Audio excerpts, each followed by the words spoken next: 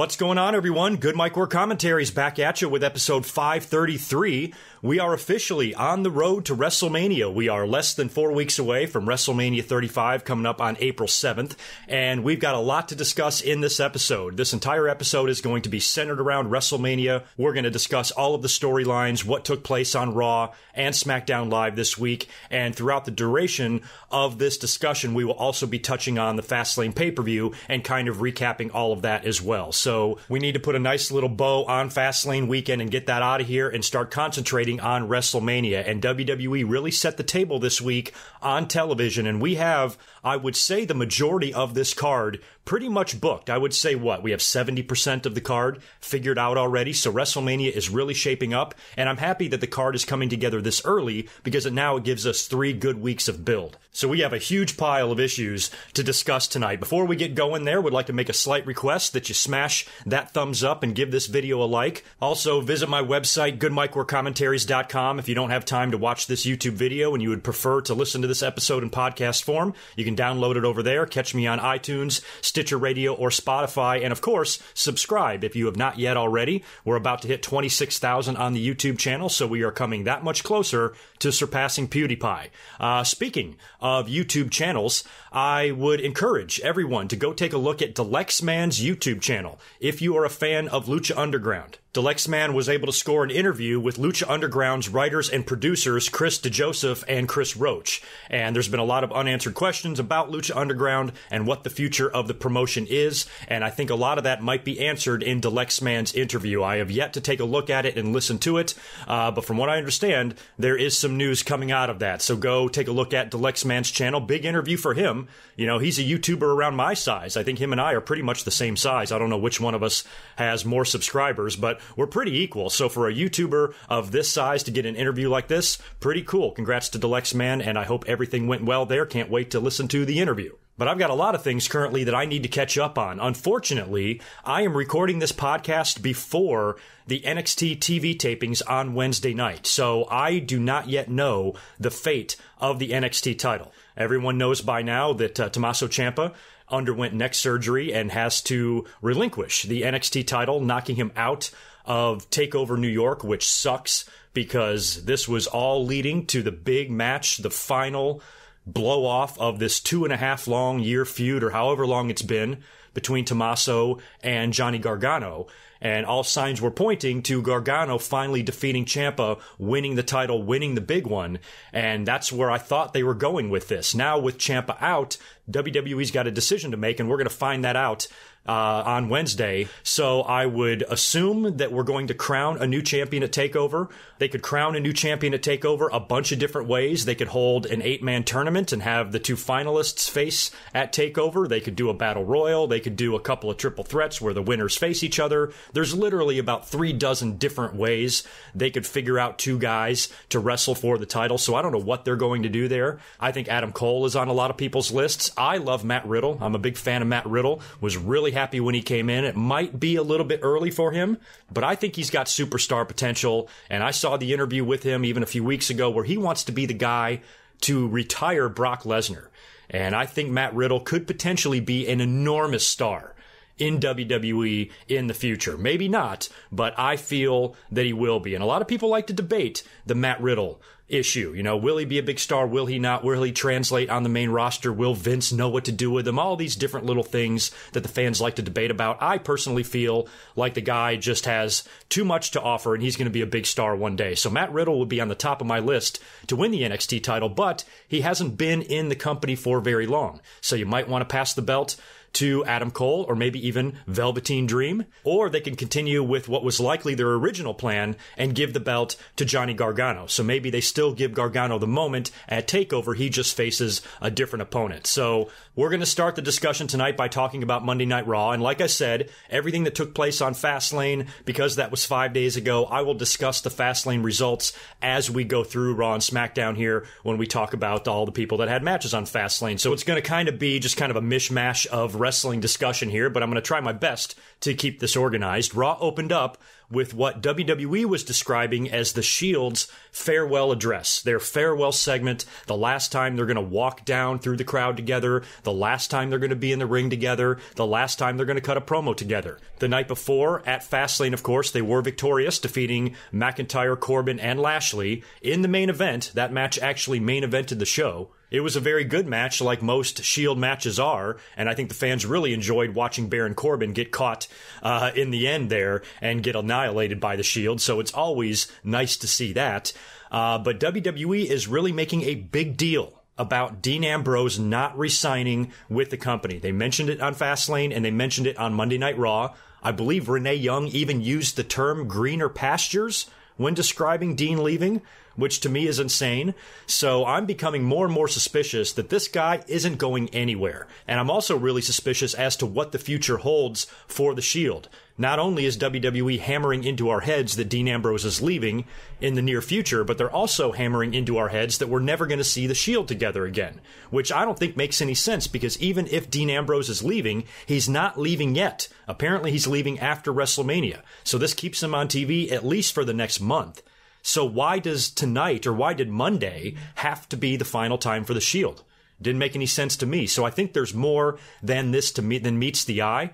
They were all on the same page. Dean was all in during that match at Fastlane. We thought there could be a potential heel turn or something like that. There wasn't. The Shield remained on the same page, and they remained on the same page in the promo on Raw.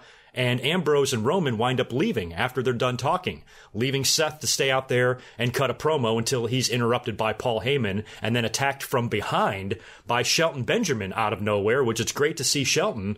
And Shelton in his prime versus Seth in his prime is a damn sexy match.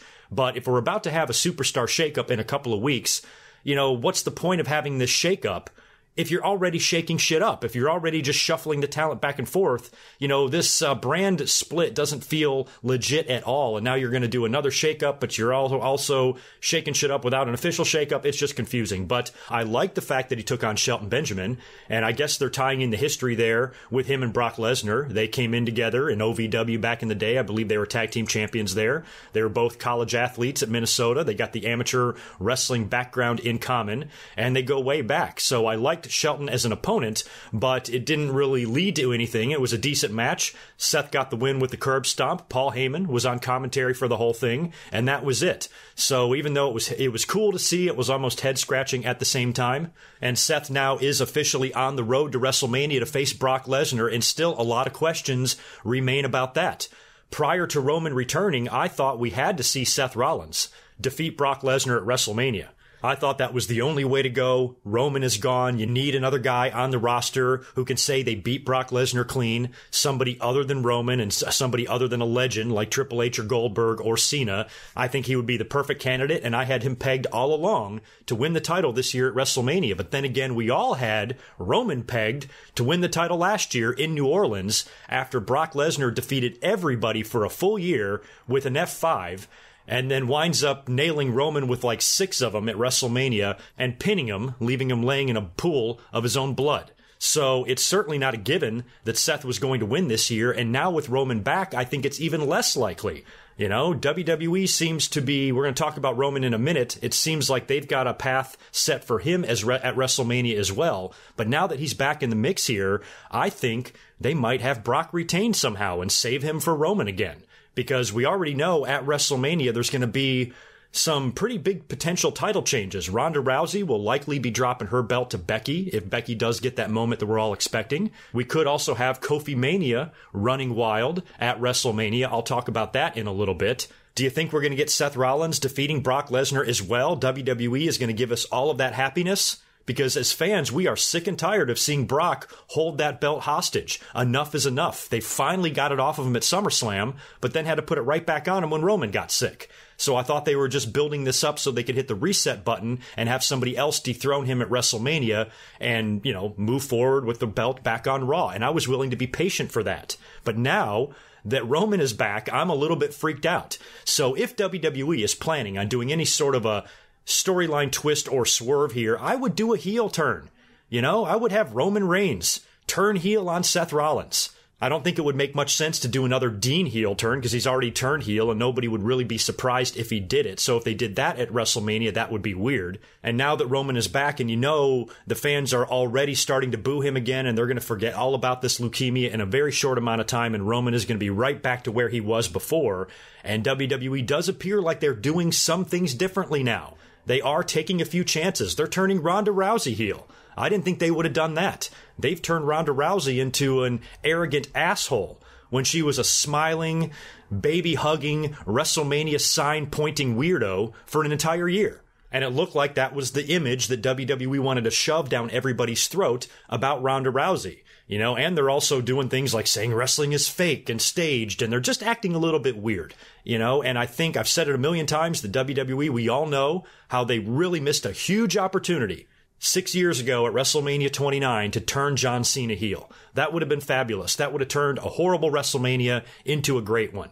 And I just hope that maybe somebody is saying, hey, do we want to let an opportunity like that pass us by again? Have him turn on Seth Rollins or something, turn into a Ronda Rousey type of character, get the fans all riled up. He's going to need a babyface to go against, but that's what I'd like to see. But given what we saw on Monday Night Raw, it does not look like that is the direction because Roman Reigns was set to face Baron Corbin in the main event. He comes out for the match. He gets attacked by Drew McIntyre, completely destroyed by Drew McIntyre. He needs to be helped to the back and receives medical attention. Dean Ambrose, meanwhile, is pissed, demands a match against Drew McIntyre, Falls Count Anywhere match, that is, and Triple H gives it to him. And we get Ambrose and McIntyre in the main event of Raw, and McIntyre destroys him. Great finish on the stage where McIntyre gives Dean Ambrose the Claymore kick when Ambrose's head and shoulders are in between like a guardrail that was set up. I mean, it was gimmicked and it popped right off when he got kicked, but still a really good looking spot and it looked like it hurt like shit. I think Drew McIntyre even at one point stabbed Dean Ambrose in the eye with a pencil. I mean, it was brutal. So to me, this says that they're setting up for Roman Reigns and Drew McIntyre at WrestleMania. And I know that does not please the fans, because this makes it seem like WWE is once again pushing that Roman Reigns agenda. Well, of course they are. This guy was the WWE champion, or he was the Universal champion, I should say, and he had to forfeit the belt. So I don't think he's being over-pushed by working with McIntyre. At least they're not doing what they did with Charlotte. At least they're not taking Roman Reigns, who was the former champion and never lost the belt, and shoehorning him into Brock and Seth. They could have given us a triple threat. I'm actually surprised they didn't. Probably the only reason they didn't is because they already have one with the women. So Roman taking on a big opponent, one-on-one, grudge match type of thing at WrestleMania, is probably likely. And Roman probably will beat McIntyre, even though I think McIntyre is a boss. I think he's a stud. I think he's got every bit the ability, the look, the tools, and the desire and drive that Roman Reigns does. I think he even looks a little bit better than Roman Reigns. I'm not going to be crazy if Roman goes into WrestleMania, faces McIntyre one-on-one and beats him. I'm not going to say McIntyre was buried or anything like that.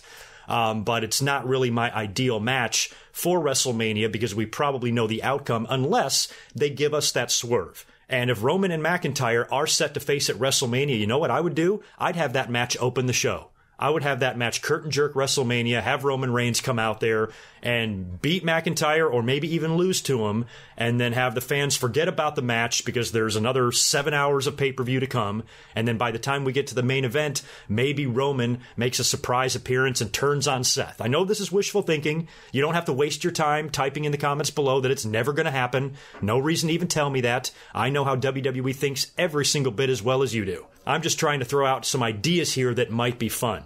And I'm not willing to automatically rule out that WWE will not do this because you don't have to look any further to what they've been doing recently to see that they are doing some things that they don't normally do. The way they're handling the Dean Ambrose situation, the whole deal that they're doing with Ronda Rousey, and just some crazy shit that we really haven't seen from them before. With the way they're acting, I wouldn't rule anything out. So keeping my fingers crossed that maybe, just maybe, WWE rights some of the terrible wrongs that was done in MetLife Stadium at WrestleMania 29, and they do something fun here at WrestleMania 35. Let me know what you guys think. What would you do? You know, I thought prior to what we saw on Monday Night Raw, I thought Roman Reigns might be gearing up for a match against Ambrose at WrestleMania. But with the way WWE is talking about him leaving, I'm not convinced that he is going anywhere. And if he was leaving, why would WWE do this guy a favor by giving him a WrestleMania match? A big WrestleMania match against WWE's top star and a big payday.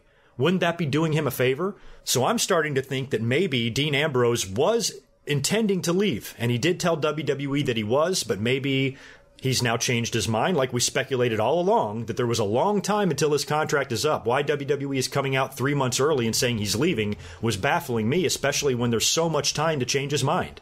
And now that Roman Reigns is back, maybe that helps steer Dean's decision into staying. But right now, I'm not sure if he's leaving or not. I suppose it's possible that Dean isn't on TV again. Maybe Dean is gone now because he did take an ass kicking and he got completely destroyed on Monday Night Raw. If you are going to have a talent that is actually leaving the company, that's generally how they're written off of TV. I mean, Dean was probably in storyline seriously injured by Drew McIntyre in that match, and Dean might not be on the show. He might not be on TV at all anymore through WrestleMania. Maybe he actually is leaving. But the way they keep mentioning it, I'm just not totally convinced yet. So again, in the comments below, hit me with your ideas. What the hell is going on here? The other big news, or there was a lot of big news on Monday Night Raw. There wasn't a whole lot of wrestling, but you know what? That was okay with me because I was here on Monday live streaming, watching the show, and what I really liked here is that WWE was really setting the table for WrestleMania. I mean, every single segment on Monday Night Raw meant something. Normally, during these 3-hour Monday Night Raws, we have a whole bunch of stupid matches. Shit that doesn't matter left and right. Every single segment on Raw had a purpose. And to me, that was promising. And Batista and Triple H was probably the big one. That's what WWE was promoting all day on social media. Batista was going to be on Raw. Triple H came out to the ring very angry, called out Batista. Batista showed up with a whole bunch of security guards, and I loved it when Triple H called them the Guardians of the Indies. Might have been the line of the night. I think we all cracked up at that. Batista cut a very intense, saliva-filled promo. The camera got a close-up of him talking on the mic, and he was just spitting waterfalls out of his mouth. Pretty fucking hilarious. But in the end, the challenge is laid down for WrestleMania. Batista says he's not doing things Triple H's way because Triple H wants him to come in the ring right there and fight. Batista wants to do it at WrestleMania, and Batista even mentions that he wants to have the final match of his career. So this might be Batista's final match in the company, and we have heard that Batista has wanted to come back and put Triple H over. They teased this back at SmackDown 1000 when they had the Evolution reunion, and Batista mentioned something about Triple H never beating him, and now they're doing this angle in the storyline here, which I love, because heel Batista is pretty good. I've always liked heel Batista, and I mentioned as this feud was getting going that they're probably going to have to do something special in this match to hide the fact that physically it's not going to be a very good match. I'm not sure how interested I was previously in seeing this Triple H vs. Batista match. I didn't think it would be very good. But the way it was pulled off with the beatdown of Ric Flair and the promo work so far, I've now changed my tune. I think it could be fun. And I thought they might have to put this match in a Hell in the Cell or do some sort of crazy stipulation that might help hide the fact that this isn't going to be Rey Mysterio versus Eddie Guerrero. You know what I mean? So I guess it's going to be a no-holds-barred match. So this will basically just be a brawl, a street fight. Not sure what to really expect out of the match, but I think this one might surprise us. I think both Dave and Triple H will come through here. I would love to see Batista have a great send-off if this is in fact his final match. I would like it to be a memorable one. And he beat Triple H in every other match they've ever had. Remember, they had that trio of pay-per-view matches back in 2005 after WrestleMania 21, and Batista beat him every time.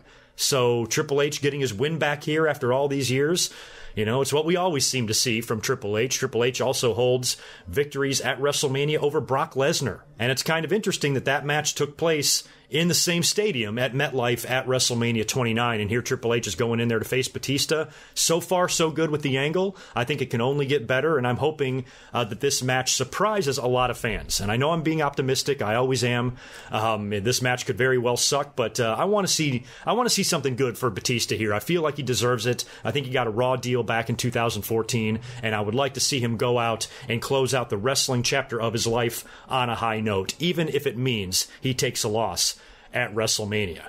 Let's talk about Ronda Rousey. There is literally so much going on with this Ronda Rousey, Becky Lynch, Charlotte storyline that it makes me dizzy. You know, forget about the fact that you got crazy stuff going on with Becky Lynch. She's on one leg, wins the Royal Rumble, gets suspended, then gets unsuspended, then gets suspended by Vince McMahon again, and then has to sign a hold harmless agreement to have a championship match with Charlotte at Fastlane, but then that's changed from a championship match to a match where if Becky wins, she's entered into the WrestleMania main event and it becomes a triple threat. It seemed really clear where she was going, and I didn't mind WWE taking a few twists and turns along the way. If there was a fork in the road here or there, fine. But they went so overboard with it. Suspension, unsuspended, suspended again. Then Ronda forfeits the belt. Then she wants the belt back. We don't know what the hell's going on. It's so crazy. And on top of all of this, you've got Ronda Rousey, who's recently turned heel. She, of course, showed up at Fastlane during the match between Becky and Charlotte. The match wasn't even going on for very long.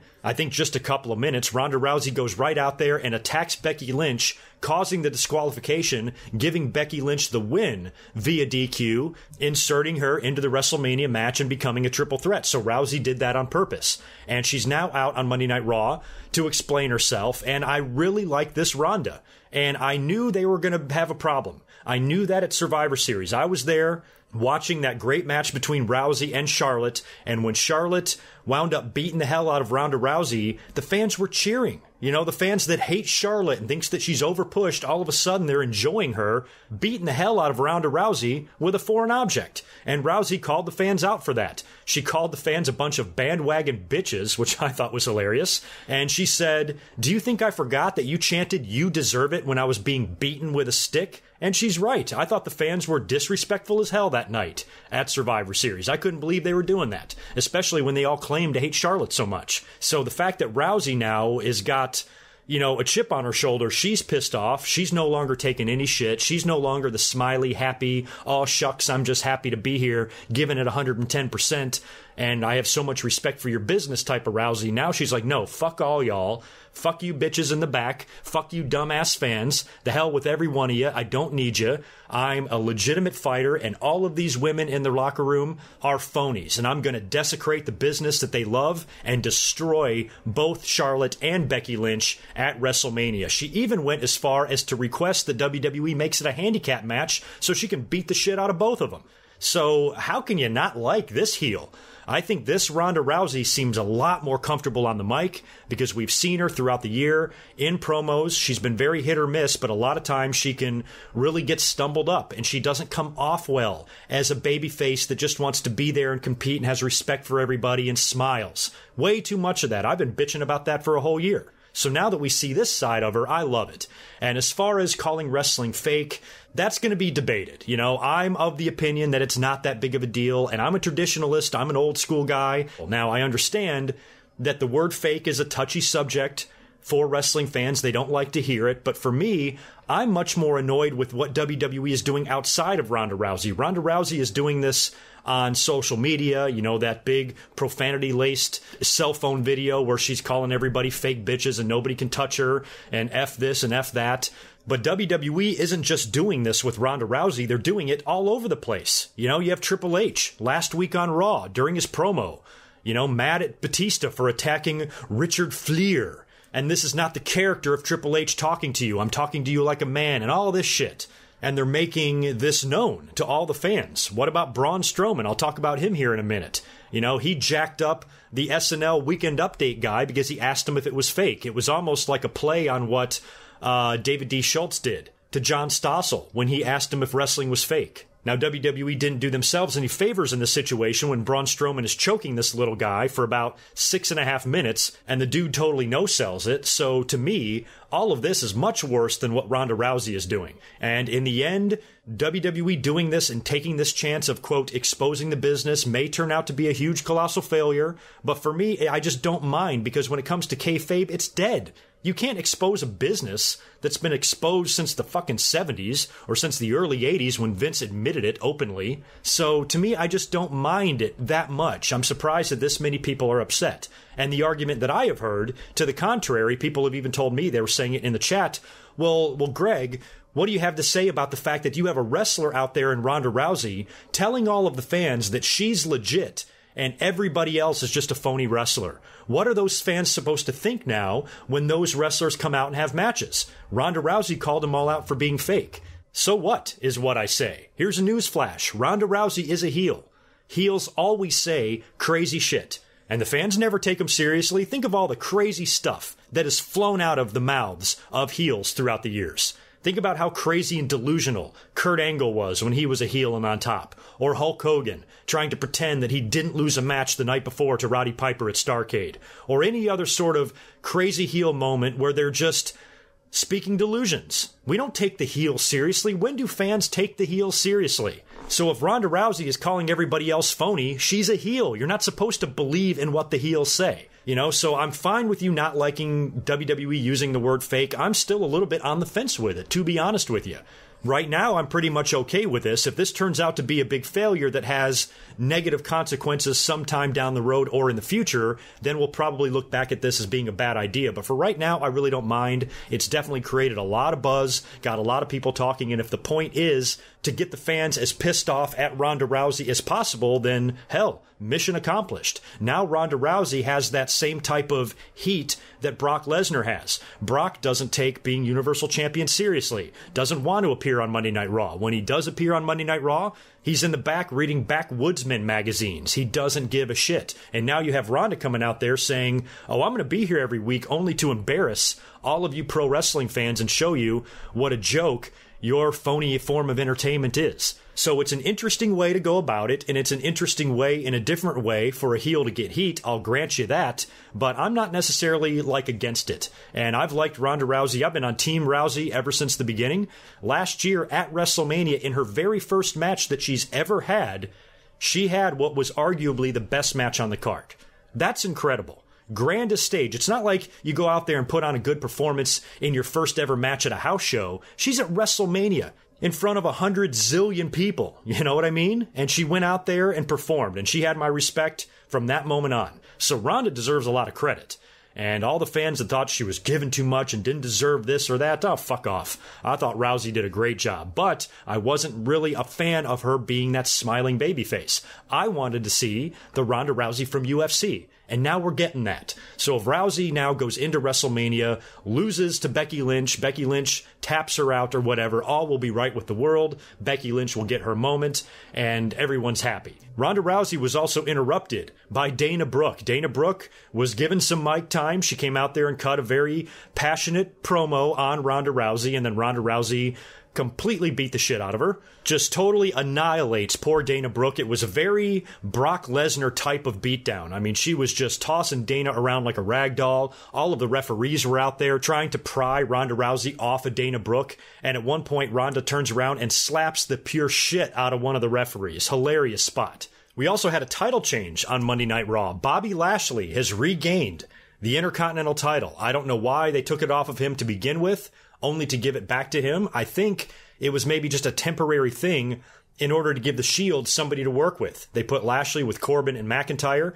They formed a three-man unit a couple of different times, and they were put together to face the Shield at Fastlane. They lost. Now Bobby Lashley is back on his own. He was previously on the outs with Lio Rush because Lio was the reason he lost the IC belt to begin with back at Elimination Chamber. So he gets the rematch with Balor on Monday Night Raw. During the match, Lio Rush, in disguise, hops over the barricade and rings the bell, distracting Finn Balor, allowing Lashley to catch him and get the victory and regain the Intercontinental title. So I don't know what this means now for WrestleMania. I don't know if we are still going to get Finn Balor in a title match at WrestleMania. Maybe Finn Balor is now the Demon at WrestleMania. I would really be disappointed if we now go into our second WrestleMania without getting the Demon entrance. I just think that would be so cool. So maybe this will lead to a rematch, and Balor might win the Intercontinental title back at WrestleMania. Or maybe it's a multi-man match. Maybe they figure out a way to do a four-way for the IC title or something like that. Don't really know what the plans are yet for the Intercontinental title, but I hope that Finn Balor is involved. In another really big story coming out of Monday Night Raw, Kurt Angle cut a promo to announce that WrestleMania will be his final match. He will be retiring at WrestleMania. We have speculated on this. I've been mentioning this ever since December when he was beaten by Drew McIntyre with his own move, or whenever that match happened. I think it was late last year. And it's been feeling like Kurt Angle is on his way out, like he should be retiring. And we've mentioned potential opponents for him for the past several weeks, and I think there's been two people at the top of my list. Number one was AJ Styles, and number two, John Cena. AJ, who we'll talk about here in a minute, has got a storyline direction and path to WrestleMania. John Cena does not. And if Kurt Angle is going to retire at WrestleMania, like John Cena or not, I'm sorry, there simply is no better opponent for Kurt Angle at WrestleMania. I've heard the rumors that John Cena could potentially go to SmackDown and face Samoa Joe at WrestleMania. I certainly wouldn't hate that. You know, Samoa Joe and John Cena have a history prior to their WWE days, and they haven't really done much with each other on WWE television since Joe came into the company. Joe's champion now. Would be a good match, and I wouldn't complain if we saw it, but I think Kurt Angle would make a much better opponent for John Cena. Don't forget, John Cena had his very first match ever against Kurt Angle. John Cena inducted Kurt Angle into the Hall of Fame a couple of years ago, and I think Cena would make the perfect opponent for Kurt. They could kind of do a recreation of what Shawn and Ric Flair did at WrestleMania 24. You know, a lot of fans were telling me on Monday night that, oh, Cena would be a bad idea. Kurt Angle should have his retirement match against a young guy who could use the victory. Well, Kurt Angle's been putting over everybody. As a matter of fact, on Monday Night Raw, which was in Pittsburgh, Kurt's hometown, he wrestled his final match in Pittsburgh, defeating Apollo Crews. He's also put over Baron Corbin. He's also put over Drew McIntyre. It's not really a matter of giving a young guy an opportunity. It's a matter of, you know, putting a nice little bow on Kurt Angle's career. I think Kurt should lose his final match in WWE. And don't forget, Cena took a loss last year to The Undertaker. So I think Cena is probably due for a win here. And I think him defeating Kurt Angle in his retirement match would actually be a lot easier of a pill to swallow than John Cena defeating Samoa Joe for the U.S. title. Can you imagine that? What if John Cena does go to WrestleMania to face Joe? He'll likely win the belt, and then it'll turn into a Bray Wyatt or a Rusev situation, and all the fans will be pissed. At least this way, the fans won't be so concerned with John Cena winning again, and it'll all be about Kurt Angle. You know, it'll be more about Kurt than it will be about John Cena. And another tie-in here, which is kind of fun, both guys' theme songs. What do the fans like to do? They like to tell both of these guys how bad they suck. So to have Kurt Angle coming out to the fans chanting, "You suck," and then John Cena coming out to the fans chanting, "John Cena sucks," I think will be a lot of fun and a lot of fun fan interaction in this match. So that's what I'm hoping for. That's what I'm keeping my fingers crossed that they do. And next week on Monday Night Raw, we get the announcement, John Cena versus Kurt Angle at WrestleMania. We also have a host announced for this year's WrestleMania. WWE announced on Monday Night Raw that Alexa Bliss was going to have a Moment of Bliss segment, and she was going to introduce this year's host for WrestleMania. And almost immediately upon them making that announcement, the fans were saying, Alexa Bliss is probably going to announce herself. It's exactly the type of thing she would do. If it was going to be a big star like The Rock or Hulk Hogan, I seriously doubt they would be coming out on a Moment of Bliss to announce that they're hosting WrestleMania.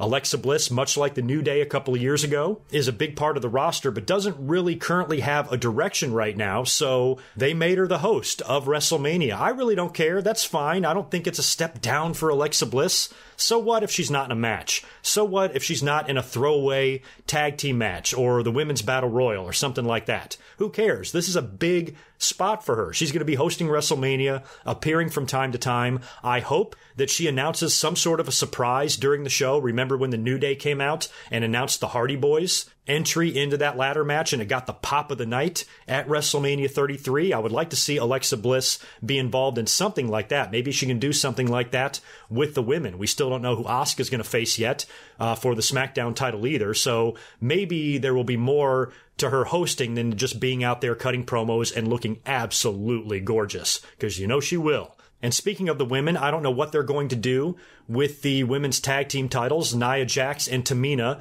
lost at Fastlane, but then went on to destroy Sasha and Bayley after the match. They even beat up Beth Phoenix, who was on commentary for that match. This spilled over into Monday Night Raw, where Natalya took on Nia Jax. Beth Phoenix was in Natalya's corner. She got involved. The bell rings. Bayley and Sasha even attacked Nia and Tamina at Gorilla after the match. It was a whole big mess. So I don't know where this is going to lead at WrestleMania. I'm assuming maybe Beth Phoenix has a match now. Maybe she teams up with Natalya or something like that to take on Nia Jax and Tamina. But I kind of thought all these ladies would be involved in the Battle Royal or something. But we might get some big multi-women tag team title match. That is possible. You could have Natalya and Beth Phoenix team up to take on Bayley and Sasha, Nia and Tamina, and maybe one more team. Maybe it's a fatal four-way. Maybe you put a couple of other females in there, maybe a duo from NXT, maybe Trish and Lita. Those names have been tossed around, so that's kind of where it looks like they're going right now, but I'm not 100% sure yet. Who knows?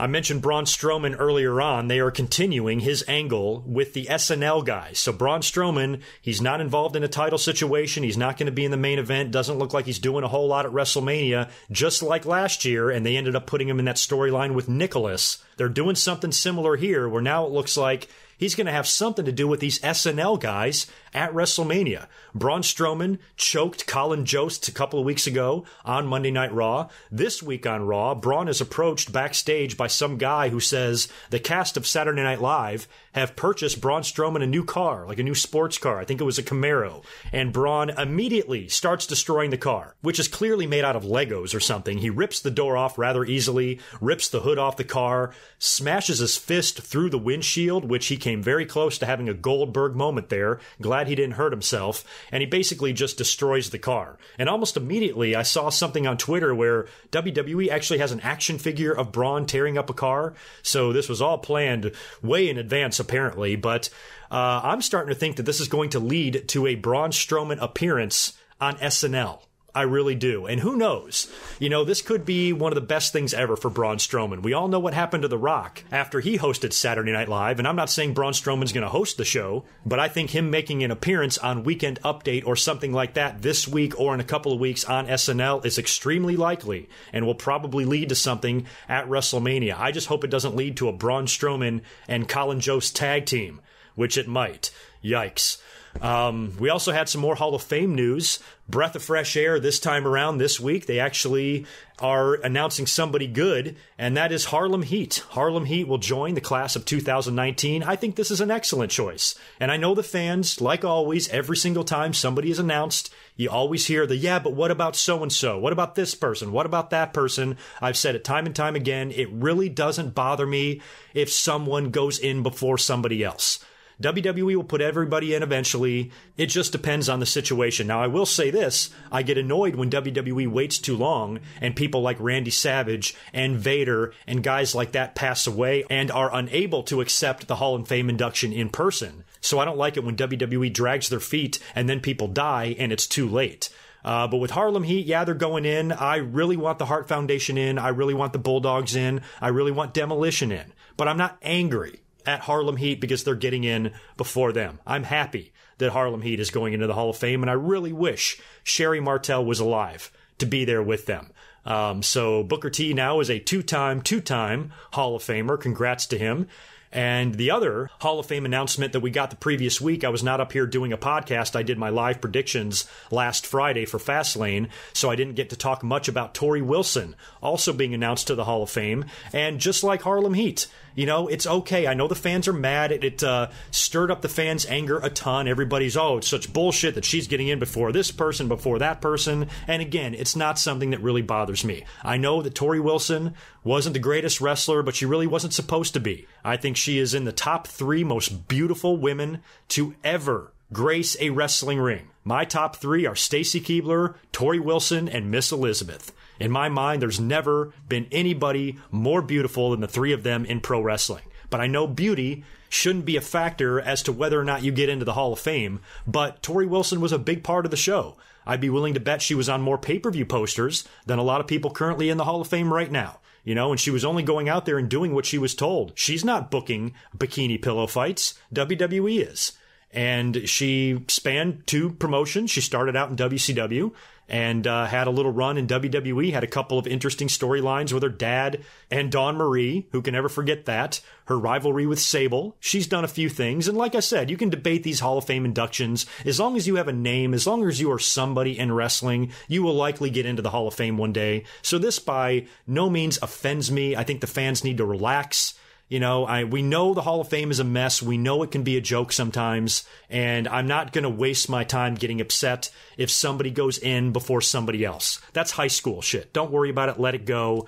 Deep breaths, people. But congrats to Torrie and Harlem Heat for joining the class. And I hope we round out this Hall of Fame class with a couple of really good names, because Honky Tonk and Torrie Wilson, and DX, this isn't the strongest looking class so far. So if you can throw us a bone, WWE, and give us a Bam Bam, or give us a Bulldog, or give us a Rick Martel. Taz's name has been thrown out a couple of times, which I've liked that idea. It's starting to look like we're not going to get the Hart Foundation. I don't think there's any rule that 2 tag teams can't go into the Hall of Fame, but it seems pretty unlikely now. So hopefully this weekend, or by the time we get to Monday Night Raw, we have another really big name announced, and please, WWE, give us someone good. Let's move on to SmackDown Live now and talk about that. Now, much like Monday Night Raw, SmackDown was all about the angles and the segments. Not a whole lot of matches on SmackDown. WWE was really spending their time setting up WrestleMania.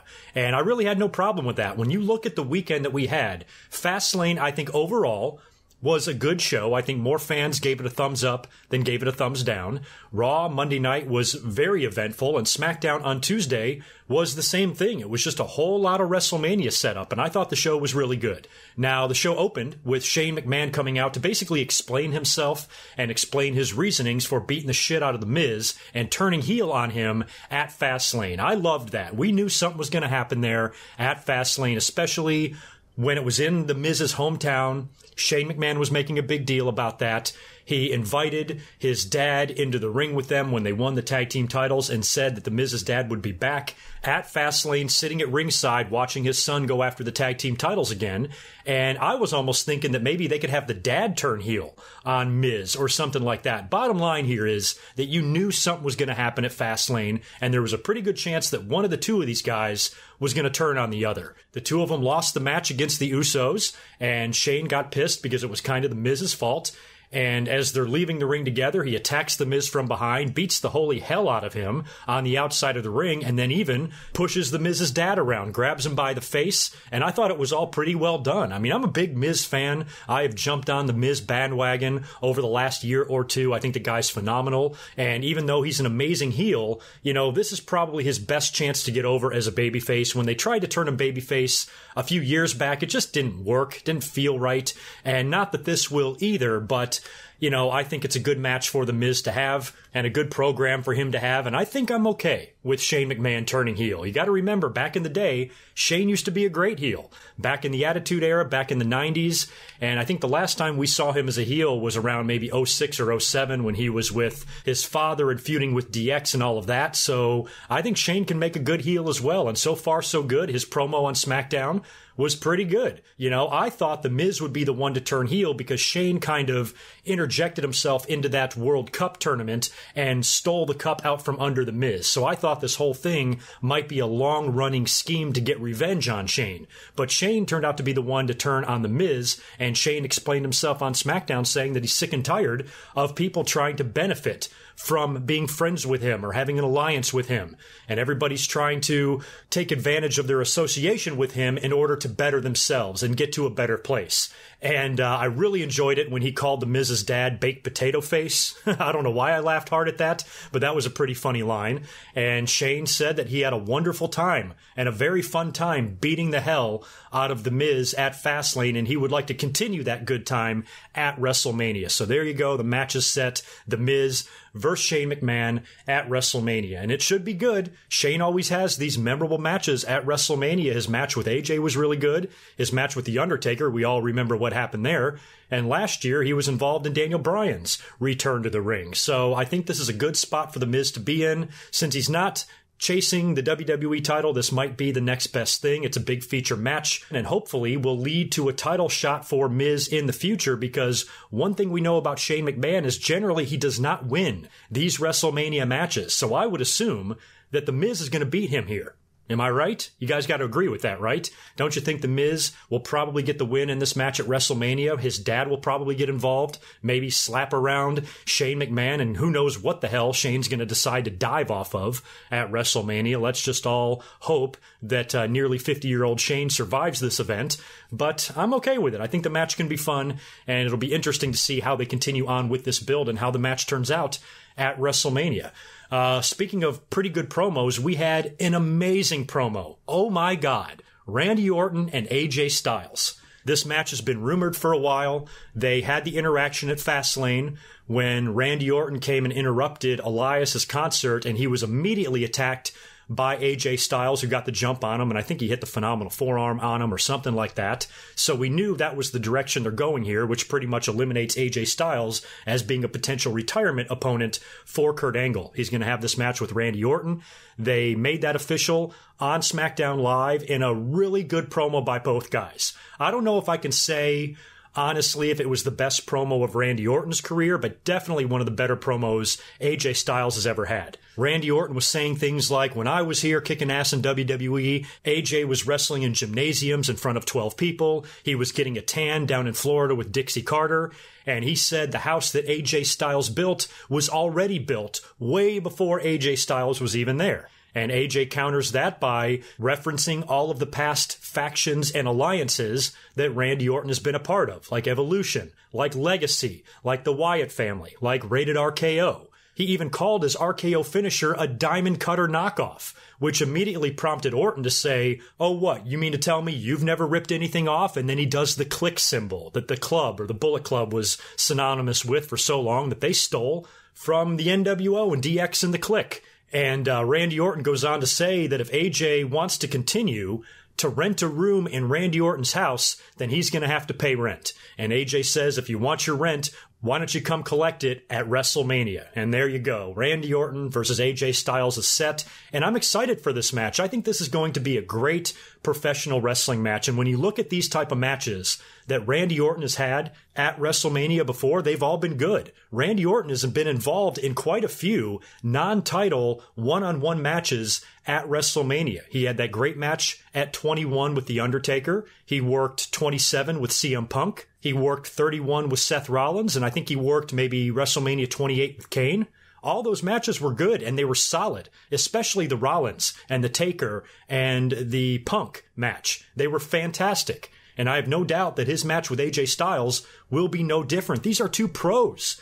I mean, these are two legends. This is a WWE icon taking on an indie darling, a guy that made his name primarily completely outside of the WWE. And this was really a dream match. You know, you think back 5 years ago, 6 years ago, this would have been a dream match, and now we get to have it and see it at WrestleMania. And I think it's one of the more potentially show-stealing matches. It reminds me a little bit of Chris Jericho and Shawn Michaels at WrestleMania 19. I'm looking forward to this one. I think it's going to be great. I don't know if the build moving forward here on SmackDown can be any better than the promo that they cut on each other this past week, but to me, it doesn't matter. The match in the ring is going to be fabulous, and I cannot wait to see it. Who do you guys have winning that match? That's another good question. Is WWE going to put over their own guy, Randy Orton, or are they going to give AJ the victory here? Because word around the internet is that AJ Styles still has not signed or not re-signed with the company. Now, I fully expect him to. The minute the rumors started floating around out there about his contract situation, I really thought AJ Styles had no reason to leave the company. He's making more money than he ever has. He's more recognizable than he's ever been. And he's been heavily featured in WWE and had that long title run. He's a multi-time WWE champion. He has been treated marvelously. So maybe if they are a little bit concerned that AJ might not re-sign his deal, then maybe they'll put him over here just to ensure him that if he stays, he's going to be treated well. But then again, it kind of reminds me of back in 2011, WrestleMania 27, Randy Orton worked with CM Punk, and we had already known by the time that WrestleMania came around that Punk was likely leaving. So they had Punk lose that match just in case. So AJ and Randy Orton, I think, is up in the air. I think it could go either way. And if I had to pick a winner here, or if I had to root or cheer for a winner, I want AJ Styles to win this match. But if for any reason he doesn't, I'm not going to care as long as the match is good. And I am very, very confident that it will be. This is another potential show opener. I believe back at 31, Orton and Seth opened up the show, right? So I think this could be a potential opening match here between AJ and Randy Orton. Just a really good wrestling match to get the crowd going.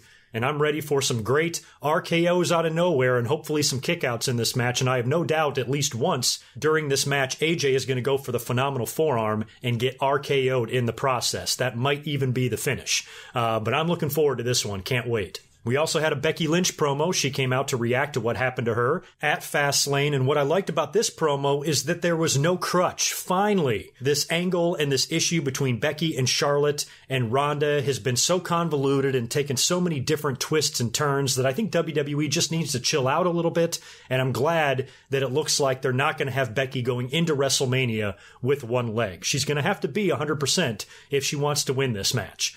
And she says that she had to earn her spot twice, which is true. She won the Royal Rumble, and they just took it away from her, only to give it back to her, and then take it away again. It was so goddamn confusing, but now the match is finally set, and she has really had to fight to get into a match that she was already announced for, and she's had this uphill battle the entire way. She also says that she basically manipulated Ronda Rousey and got her so riled up that Ronda did her bidding for her and came out and got Charlotte disqualified at Fastlane. Charlotte then comes out to the stage to cut a promo to defend her spot on the card and in this match as well, and said that she's been hot in the WWE for 4 years, unlike the 6 months that Becky has really taken off. A couple of funny lines in this promo was when Becky called Ronda a weirdo and called Charlotte a plastic face dope, which I thought was really funny. So that segment ended with no physicality, no brawling, nothing like that. And I'm finally ready for this match now. Hopefully, they don't have Vince McMahon come out on TV and try to throw one more curveball at Becky. Hopefully, this match now stays and they can continue building this for the next 3 weeks. And the cool thing with Becky and Charlotte and Ronda is that you don't have to do it just on one show. I would think it's almost a given that at least 1 week prior to WrestleMania, you need to have a Ronda Rousey appearance on SmackDown. Maybe she hits the ring or attacks or something like that.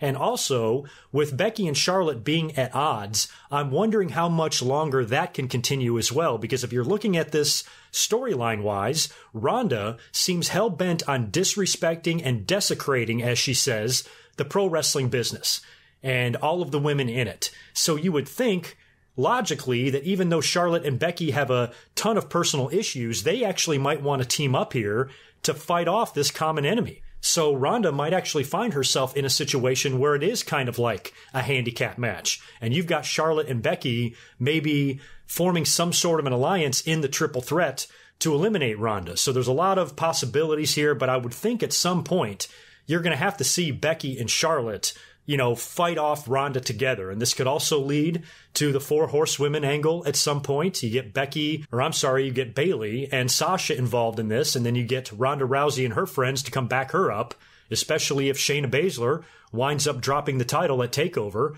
and joins the main roster. Who knows where they can go with this in the future. And after WrestleMania, if Becky Lynch, for example, does win the title, like we expect her to, barring any swerves with WWE putting the belt on Charlotte or having Ronda retain, if Becky does win, she's going to need some challengers, and you want to keep that going. Maybe Becky and Ronda have a rematch. Becky and Charlotte will probably have to have a rematch at some point. So I just hope that this can continue on past WrestleMania, and Becky, if she does indeed get launched and wins the title in the main event of WrestleMania, I hope she has a good year. I hope 2019 is the year of the Lynch. And speaking of women, I want to mention Asuka as well, because Asuka successfully defended the title at Fastlane against Mandy Rose. Nobody thought she was going to lose there. I sure as hell didn't. And on SmackDown, she had a match with Sonya Deville. Now, on Fastlane, Sonya screwed up. She was looking under the ring for something. She wound up laying the ring apron in the ring. Mandy Rose trips on it and gets kicked in the face, and Asuka beats her. And they do a similar kind of deal on SmackDown, except this time Rose screws up and causes a problem, and it was pretty much done on purpose. She was tugging on the ring apron with Sonya Deville in the ring, and Sonya kind of slips, and Asuka is able to catch her and beat her. And then you saw a little bit of tension between Sonya Deville and Mandy Rose after the match. So it looks like they're going to be splitting up, which I think is fine. The minute that Paige had to retire and was removed from Absolution and became the GM, and, you know, the faction was pretty much no more, I didn't see any reason to keep Mandy and Sonya together, unless they were going to form a tag team and go after the tag belts. Otherwise, they felt like two characters to me that didn't match, and they didn't need to be together. So if you're going to break them up here, that's great. I don't know what this means for Asuka either. She might wind up taking both of these ladies on in a handicap match or a triple threat match or something like that. As far as the fate of the SmackDown Women's title, I think Asuka, I've said this in my last couple of live streams, I think Asuka needs to hold the belt for a while, because any sort of title switch that they do right now with Asuka on SmackDown is going to pale in comparison to what they're doing with the Raw title. That is front and center right now. So if you were to do a title switch, let's say at WrestleMania, I've heard some people say that they want to see Lacey Evans go into WrestleMania and face Asuka and, get this, beat her for the title. Are you out of your fucking mind? I think the best thing here for Asuka is to remain champion. Now, I'm not saying WWE won't do that. They are plenty capable of doing stupid shit. I just think that if you want to avoid trying to make it so obvious that one title is less important than the other, the last thing you need to do is have a title switch right now. So Asuka just won the belt back at TLC. I see no reason why she can't have a 6 or 7 month long title run, maybe longer, try to build her back up, try to right some of the wrongs that was done to her last year after that great match with Charlotte at WrestleMania that I felt could have easily set up a rematch at SummerSlam, was completely fucking ruined, and Asuka's magic was just gone. She finally gets back on the map in late 2018, winning the title at TLC, and then beating Becky Lynch clean at the Royal Rumble. The woman that is likely going to win the title at WrestleMania, Asuka holds a clean victory over her. So to me, it would make the most sense just to have Asuka quietly continue going on her run. And whatever she winds up doing at WrestleMania, she needs to retain the title. And if Asuka continues to run with that belt into the summer, then you could potentially take it off of her by using the Money in the Bank briefcase holder. So I really think that the earliest you take this belt off of Asuka is June. And if I had my say, I would probably keep it on her until SummerSlam or even a little bit after that. You don't necessarily have to keep it on her for a year or anything like that, but I definitely think Asuka needs a big run and a long run with the title while the Raw title is dominating all the storylines. So go Asuka, go Asuka, go Asuka. None of the other matches on SmackDown were really that noteworthy. We had R-Truth and Rey Mysterio defeating Samoa Joe and Andrade in a tag team match. We had Daniel Bryan and Eric Rowan defeating Kevin Owens and Mustafa Ali in a tag team match. And we had the New Day interrupting a tag team match between Shinsuke Nakamura and Rusev, the Hardy Boys, and Ricochet and Aleister Black. So the New Day is out for revenge after what happened to Kofi at Fastlane with the bar, being put in that handicap match against them. And then, of course, in the final segment, the main event of the night was going to be the New Day and Vince McMahon. And I really like this promo as well. SmackDown was full of really good promos this week. And you had Vince McMahon out there in full-blown asshole mode talking about Kofi Kingston, how as much of a great talent as he is and how much Vince appreciates him, he's not championship material and he was never worthy of title shots. Xavier Woods and Big E were furious, giving shit to Vince McMahon, and I loved this side of the New Day. This is so much better than the pancake-eating goofballs. And it was nice to see them a little bit more serious and have their more serious sides on display. And Big E and Xavier really standing up for Kofi and going to bat for him. Kofi says a few words on the mic as well with Vince McMahon, pleading his case, and I thought it was really well done. And I don't know why WWE is making Vince into this evil chairman again. You know this is going to lead to something, some sort of a power struggle in the future, with Vince and Shane now kind of being these asshole heels, and Triple H and Stephanie kind of playing the roles of the baby faces. So it should be interesting what happens after WrestleMania with all of these McMahons, because it's clearly leading somewhere. And Vince seems really hell-bent on trying to screw up all of the plans. And if Vince has the power and the authority to do whatever he wants, why is he completely okay with Becky Lynch being back in the match? He was the one that pulled her out originally and suspended her for 60 days. And then Triple H and Stephanie vetoed that, and now Vince is just okay with it. And the segment ends with Vince McMahon giving Kofi Kingston an opportunity to go into WrestleMania to face the WWE champion. All he has to do is win a gauntlet match next week against, get this, Randy Orton, Samoa Joe, Sheamus and Cesaro, and Eric Rowan. So he's got 5 guys that he has to run through in a gauntlet match next week on SmackDown. If he does, he goes into WrestleMania for a title shot.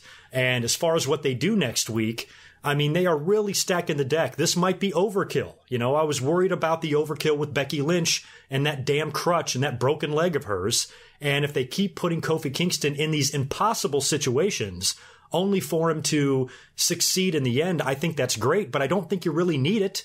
You know, I don't mind stacking the deck against Kofi or anything like that, but this seems a little much. So I'm wondering if next week one of two things happens. Number one, Kofi just loses the match. You know, maybe he goes through everybody, and if he has to face the wrestlers in the order that Vince announced them on SmackDown, that means the last guy he will face is Eric Rowan, which also means Daniel Bryan will likely be out there at ringside. So it would be a great way for Kofi to win, the stare down with Daniel Bryan, the WrestleMania sign pointing and the whole deal. Or you could have Eric Rowan maybe win after Kofi beats everybody, maybe have Daniel Bryan interfere, cost Kofi the match, and then they do something next week on SmackDown, or just hold it off a little while longer, string us along for a couple of more weeks, and then at the last minute, bam, you stick Kofi in there. But I also think it's possible that maybe Kofi wins next week. We might get interference in every single match during the gauntlet.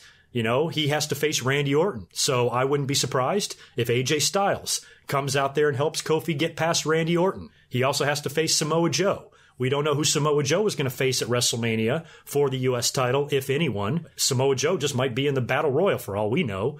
But if he does have an opponent, maybe that gets set up next week on SmackDown as well. I really don't want it to be John Cena. I really want Cena to face Kurt Angle. So maybe whoever Joe winds up working with at WrestleMania, maybe they interfere on Kofi's behalf and allow Kofi to get the victory, pissing off Joe and setting up their WrestleMania match. You've also got The Bar. They're both going to be facing Kofi as well. So maybe you have the Usos or some other team, maybe Ricochet and Aleister Black or the New Day, for that matter, interfering and helping Kofi get past Sheamus and Cesaro, leaving only Eric Rowan, which is why I think Kofi might survive everybody and then lose to Eric Rowan at the end, pissing off the fans, freaking them out, having SmackDown go off the air with the fans thinking that Kofi got shit on again, when in reality all they're doing is just dangling that carrot in front of our face for a couple of more weeks before they put him in there. Whatever they do, I think it's pretty safe to say and pretty obvious that Kofi Kingston will be getting a WWE title shot at WrestleMania. It will likely be a one-on-one match with Daniel Bryan unless they add some more guys, and unless Vince wants to do more to obstruct the path of Kofi Kingston to the WWE title. And a lot of fans aren't convinced that Kofi is going to win the belt. And I'm not saying that he is, but I was saying all during Fastlane, you know, the fans were pretty upset, and the fans at Fastlane were chanting boring during that whole match with The Bar. WWE accomplished what they wanted to with that by setting everything up for WrestleMania and Kofi, but I think the execution was poorly done, and the fans just didn't care. And it was really uncomfortable to hear them chanting boring in a match that they really had no interest in. But I was really shocked to see so much of the complaining online and on social media thinking that WWE is somehow doing Kofi wrong. You know, yes, they are in storyline, but WWE would not put Kofi in the situation just to continuously shit on him. You know, shit on him on SmackDown, shit on him on Fastlane, then put him in the ring with the WWE champion at WrestleMania and shit on him some more, especially when you have such a feel-good story sitting right in your lap here on a silver platter. A couple people on Twitter were telling me not to count my chickens before they hatch, and Kofi Kingston might not win the title. Sure, you might be right. He might not. My mind could change in the next few weeks, but right now I think all signs are pointing to Kofi actually getting his due at WrestleMania. And no one deserves it more than him. It would be great for a guy that's been there for 11 years to finally get this moment. The fans are going to be 100% behind him. It would be great also to see another African-American man win the WWE title. Haven't seen too many of those. So I think it's a win-win all the way around. Great feel-good story, and everybody is going to be thrilled for Kofi. You know, we all love him. We all adore him. He's a hell of a talent, and he's entertained us for over a decade. And he deserves this, and I hope he gets it. So I'm rooting hard for Kofi at WrestleMania. Kind of random, kind of out of the blue. Don't think Kofi would even be in this spot had Mustafa Ali not gotten injured. But sometimes injuries present opportunities for someone else. We've seen it for years in wrestling, and this is a perfect example of that. So I'm rooting hard for Kofi, and I wish him all the luck in the world at WrestleMania. Speaking of WrestleMania, before I get out of here, because this is a pretty long podcast and I need to get this thing edited and up to YouTube ASAP, let's take a look at the WrestleMania card and where it stands right now. Here are the matches that I've got. We've got Seth Rollins versus Brock Lesnar for the Universal title. We've got the triple threat now for the Raw Women's title, Ronda, Becky, and Charlotte. We've got Triple H versus Batista. We've got Shane versus The Miz. We've got Randy Orton versus AJ Styles. We've got the Kurt Angle retirement match. We are likely going to get Drew McIntyre versus Roman Reigns. We are likely going to get Daniel Bryan versus Kofi Kingston. We're going to have a women's tag team title match. We're going to have an Intercontinental title match. It might be Balor and Lashley again. We're probably going to have a United States title match as well. And Buddy Murphy will be defending the Cruiserweight title against the winner of the tournament. We also have the Women's Battle Royal. I'm assuming they're still doing that. We have the Andre the Giant Battle Royal. I'm assuming they're still doing that. And we have Alexa Bliss hosting this thing. Still no word on what The Undertaker is going to do this year, if anything. He is in the WrestleMania advertisements, the little promo spots that they do, the little video packages. They are showing The Undertaker in there. Doesn't necessarily mean he's going to be on the show, but they might be able to shoehorn a Undertaker match in there last minute against someone. So in total, we're probably looking at about a 15 or even 16 match card. I think somewhere in between 14 and 16 matches is likely for this thing. And, of course, the kickoff show is going to be loaded with a few of them, probably one of the Battle Royals and the Cruiserweight match, and maybe even one of the other women's matches might be on the kickoff as well. So it's going to be a long show, and right now, I think the card looks pretty good. I'm not going to complain about this card. I know some people aren't feeling that like this is the strongest WrestleMania ever, but on paper, I think it looks pretty good. I don't have too many issues with it, so I'm looking forward to WrestleMania. Let me know all of your ideas and thoughts and comments about WrestleMania and some of these storylines and angles and matches that we're looking at. What would you do? What would you change? What do you like? What do you don't like? All that kind of stuff. Would love to hear all of your opinions.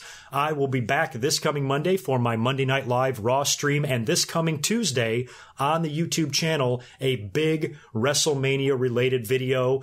Very special episode. It's going to be in podcast form and video form, and it's fun. I think you guys are really going to enjoy it. So stay tuned this coming Tuesday, March 19th for that. Thank you very much for listening. I will talk to you guys very soon. Be good, and I'll catch you next time. Until then, peace.